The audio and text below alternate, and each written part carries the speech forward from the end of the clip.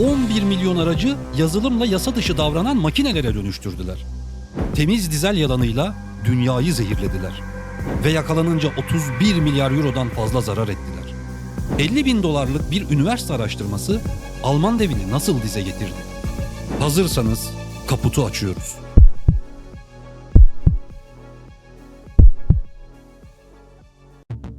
2000'lerin ortasında Volkswagen'in başında Martin Winterkorn gibi hırslı bir CEO vardı. Hedefleri netti. Toyota'yı ezip geçmek ve dünyada bir numara olmak. Bunun anahtarı ise Amerika pazarını fethetmekti. Ancak Amerika dizel motorlar için tam bir kabustu. 2008 yılında devreye giren emisyon standartları Avrupa'dan çok daha katıydı. Özellikle kanserojen bir gaz olan azot oksit limitleri o kadar düşüktü ki mevcut maliyetler ve tüketici beklentileriyle bu standartları yakalamak ticari olarak imkansıza yakındı. İşte bu noktada Volkswagen mühendisleri AdBlue çıkmazı denilen aşılmaz bir duvara tosladılar. Dizel motorun temiz kalması için egzoza sürekli üre yani AdBlue püskürtülmesi gerekiyordu. Ancak Amerika pazarında bu standartları yakalamak için çok fazla sıvı harcanmalıydı. Mühendislerin hesaplarına göre bagajda büyük bir AdBlue tankı olması gerekiyordu. Winterkorn bu çözümü reddetti. Ona göre hem maliyeti arttırıyor hem de bagaj hacmini öldürüyordu. Başka bir yol bulun dedi. Bu emir Wolfsburg koridorlarında bir rica değil, bir hayatta kalma talimatıydı. Volkswagen'de o dönem bir korku kültürü hakimdi. Başarısızlık bir seçenek değildi. Ya çözümü bulacaktınız ya da kapının önüne konulacaktınız. Mühendisler termodinamik yasalarını bükemeyeceklerini anlayınca gerçeği bükmeye karar verdiler. Aslında her şey tedarikçi firma Bosch'un Volkswagen'e sadece test amaçlı gönderdiği bir yazılım koduyla başladı. Bosch bu yazılımla doğrudan bir suç ortağı olmadı. Aksine 2007 yılında Volkswagen'e resmi bir yazılı uyarı göndererek bu yazılımın seri üretim araçlarda kullanılmasının yasa dışı olacağını net bir şekilde bildirdi.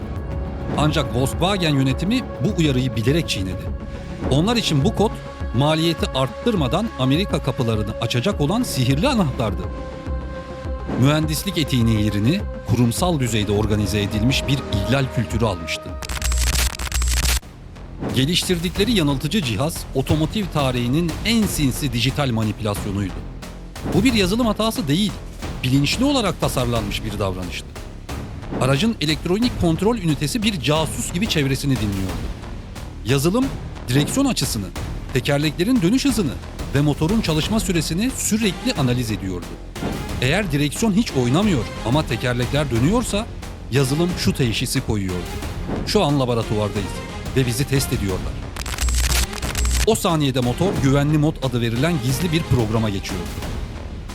Bu modda motorun performansı kısıtlanıyor ve o küçük AdBlue tankındaki sıvı cömertçe egzoza püskürtülüyordu. ABD Çevre Koruma Ajansı'nın test cihazları ekranda kusursuz sonuçlar görüyordu. Rakipleri milyarlarca dolar harcarken Volkswagen bunu birkaç satır kodla başarmış gibi görünüyordu.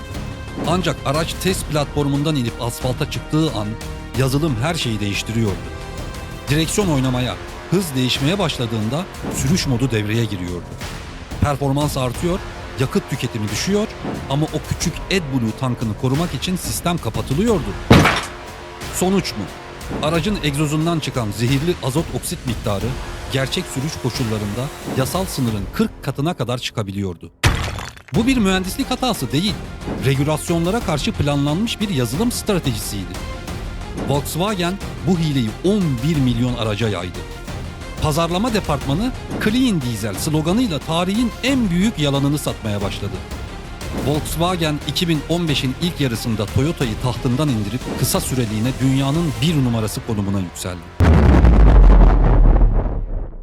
Bu devasa imparatorluğun çöküşü FBI baskınlarıyla değil, Batı Virginia Üniversitesi'ndeki 3 akademisyenin 50 bin dolarlık mütevazı deneyiyle başladı. İşin en acı ve ironik yanı şuydu. Bu bütçe Volkswagen'i batırmak için değil, övmek için verilmişti. Uluslararası Temiz Ulaşım Konseyi, Amerika pazarındaki dizel araçların ne kadar temiz olduğunu dünyaya kanıtlayıp işte teknoloji budur demek istiyordu. Ancak ekip laboratuvar raporlarına güvenmeyi reddetti. Gerçek yola çıkalım dediler. Bagaja sığan taşınabilir bir ölçüm cihazını yükleyip asfalta çıktıklarında ise bir başarı hikayesini değil, otomotiv tarihinin en büyük suçunu keşfedeceklerdi. Kaliforniya'nın dik yollarında yapılan testlerde veriler gelmeye başladığında araştırmacılar gözlerine inanamadı. Araçlar laboratuvarda gösterdikleri değerlerin onlarca katı zehir yayıyordu. 2014 yılında yayınlanan bu rapor başlangıçta büyük bir gürültü koparmadı. Ama ABD Çevre Koruma Ajansı durumu incelemeye aldı. Volkswagen tam bir yıl boyunca düzenleyicileri oyaladı. Ölçüm metodunuz yanlış dedi. Hatta Aralık 2014'te Amerika'daki araçları gönüllü geri çağırma ile servislere çektiler. Sözde bir yazılım güncellemesi yapacaklardı ama amaçları hileyi daha iyi saklamaktı. Fakat ABD Çevre Koruma Ajansı pes etmiyordu. 2015 Ağustos'unda son ihtar geldi ve gerçeği anlatmazsanız 2016 model hiçbir aracınıza satış izni vermeyeceğiz dediler. 3 Eylül 2015'te Volkswagen'in üst düzey bir yöneticisi o meşhur itirafı yaptı. Evet, yazılımımızda yanıltıcı bir cihaz var dedi. 18 Eylül'de ABD Çevre Koruma Ajansı bu bombayı dünya basınına servis ettiğinde Alman ekonomisinin lokomotifi sarsılmaya başladı. Skandal derinleştikçe ortaya çıkan detaylar mide bulandırıcı olmaya başladı. Alman devinin dizelin zararsız olduğunu kanıtlamak için 2014 yılında 10 maymunu hava sızdırmaz cam bölmelere kapatıp egzoz dumanı soluttuğu belgelendi. Bu deney doğrudan kendi laboratuvarlarında yapılmamıştı. Ama projenin finansmanı doğrudan onlardan geliyordu. Hukuki süreç ise skandalın üzerinden 10 yıl geçmesine rağmen hala devam ediyor. Volkswagen için toplam fatura 31 milyar euroyu aştı. Yarım milyon araç Amerika çöllerindeki devasa araç mezarlıklarında çürümeye terk edildi. Ancak asıl hesaplaşma mahkeme salonlarında sürüyor. Eski CEO Martin Winterkorn hala Almanya'da yargılanıyor. 2024 sonunda sağlık gerekçesiyle duruşmaları ertelenmiş olsa da 2025 itibariyle dosya hala açık.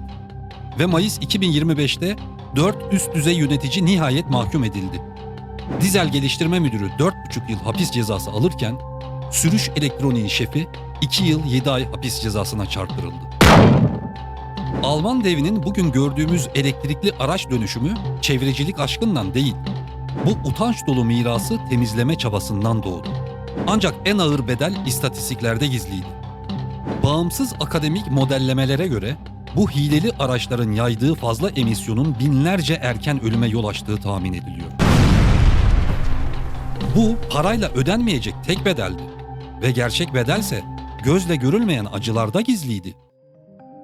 Volkswagen Dieselgate bize bir şirketin çok büyük olmasının onun etik olduğu anlamına gelmediğini gösterdi. Mühendislik sadece sorun çözmek değil, aynı zamanda topluma karşı bir sorumluluktur. Wolfsburg'daki mühendisler hayır diyemedikleri için dünya yıllarca bu yalanı soludu. Teknoloji onu kontrol edenlerin niyetine göre bir mucizeye de dönüşebilir, bir silaha da. Volkswagen bu dersi 31 milyar eurodan fazla ödeyerek aldı. Peki siz ne diyorsunuz? Bu gerçekten ödenen bir bedel mi? Yoksa dev şirketlerin iş yaparken göze aldığı basit bir trafik cezası mı? Yorumlarda buluşalım. Bir sonraki videoda Güneydoğu Asya'nın tropikal ormanlarından Hollywood'un ışıltılı partilerine uzanan tarihin en büyük soygunlarından birine gidiyoruz. 4,5 milyar dolar buharlaştı. Bir ülke soyuldu ve dünya izledi. 1MDB ve Jorlov vakası. Bu kirli çarkın sıradaki dişlisini kaçırmamak için abone olup zili açın. Unutmayın, en büyük oyun daima perdenin arkasında oynanır.